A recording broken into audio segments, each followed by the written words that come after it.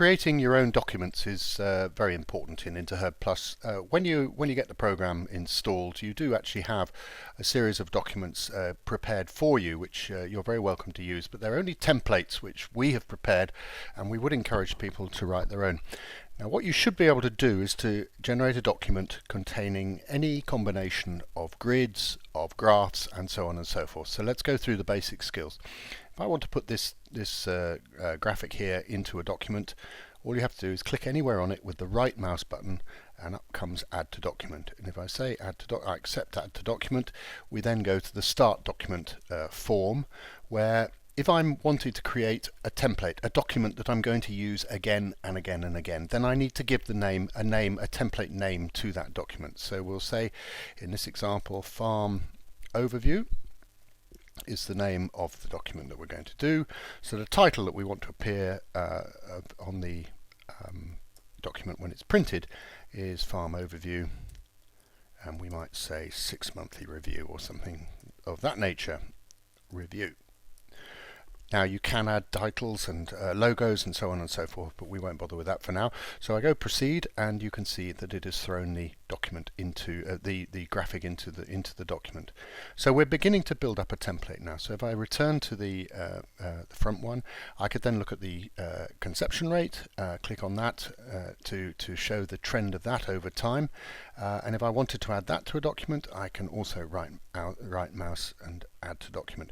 Just before we do that, it is important to point out that the size of the graphic will be repeated in the document. So if I have the thing fully extended like this, if I add that to a document, then it will take up a lot more paper than if I add this one to a document. So be prepared to make change the sizes so that you can still see what they're doing, but they take up less room. So I'm happy with that.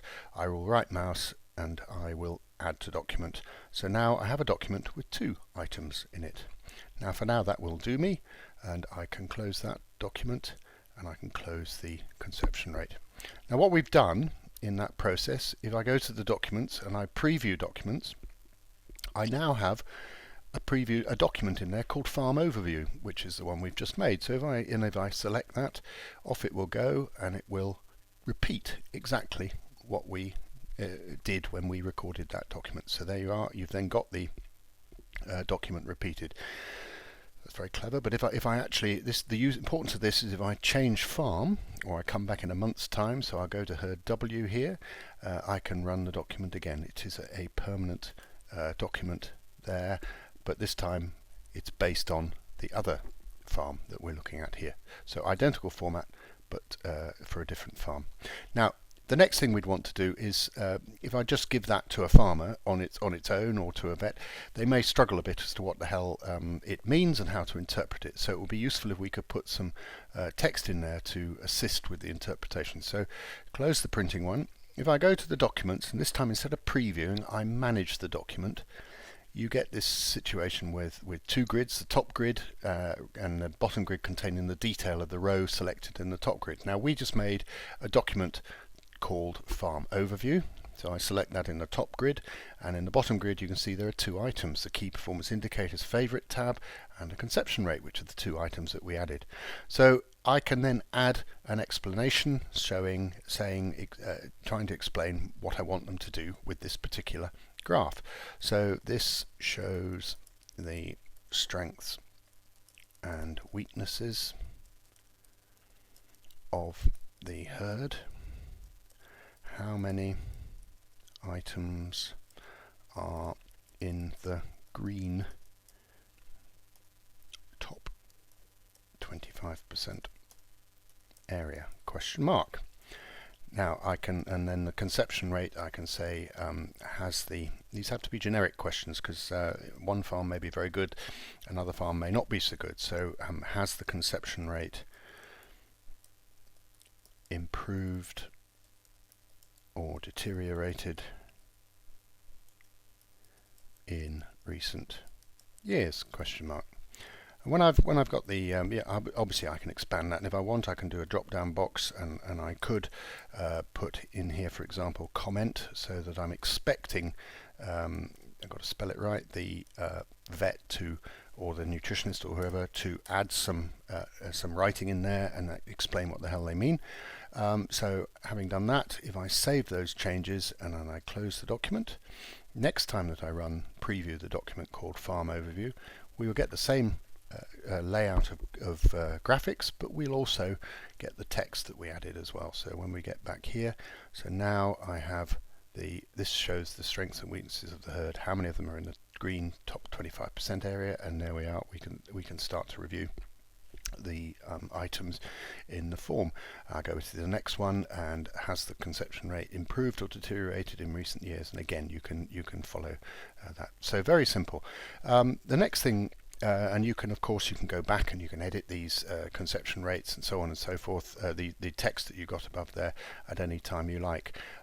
Next thing we might do is add another item. Somebody might say, well, I want to add the cell count. How's that changed over time? Well, if you close the printing and we go and review the cell count, it's 230 here. How is that? That's actually got significantly better over the last couple of years, the black line there, but it's still bad. So we want to add that to our document template. So if I right mouse and add to a document, because I haven't got the printing document open, it comes back and we have to start a document again. Now, if I enter the name of the document that we've already used, so Farm Overview, it recognizes that there is already a template called Farm Overview, and it asks if I want to add these items onto the end of that existing template. So I say yes, and it fills that in and proceed, and there we're now adding another item to the document. So if I close that then and go back to the manage the documents, manage the documents, and I go to the Farm Overview, it will now have 3 items in it. Yeah, and we can ask here, how has cell count changed over time? Question mark, question mark. And again, I can press enter and then save those changes. Now, and so there's the blue text that will come on that one. If I decided I wanted to put cell count above the conception rate, well, I can select that one and then I can move up and put it in position there, save those changes, and that will be fine. If I wanted to get rid of an item, I would just delete that. If I wanted to get rid of the whole document, I would delete the document, but we'll leave those for the moment. So here I have the new order, and away we go. And so if I run that, document preview, Farm Overview, document preview, Farm Overview, we will now get the key performance indicators followed by the mastitis, the cell count, followed by the conception rate, and there's your document for that farm. Now the only other thing really required is to we can add a grid. So if I went to the milk recordings grid, and just very quickly I go to the individual cows and we look at all the cows in the first with high cell counts that are in the first lactation, and we'll have a look at all of those. So these cows are the ones that we want to look at, and we'll do them in ascending order of the days in last milk, days in milk. Now once I'm ready with that, I can edit and add that to the document, and again I would say Farm Overview, and out comes, and it will recognize we've had a document there already, and off it goes, and away we go.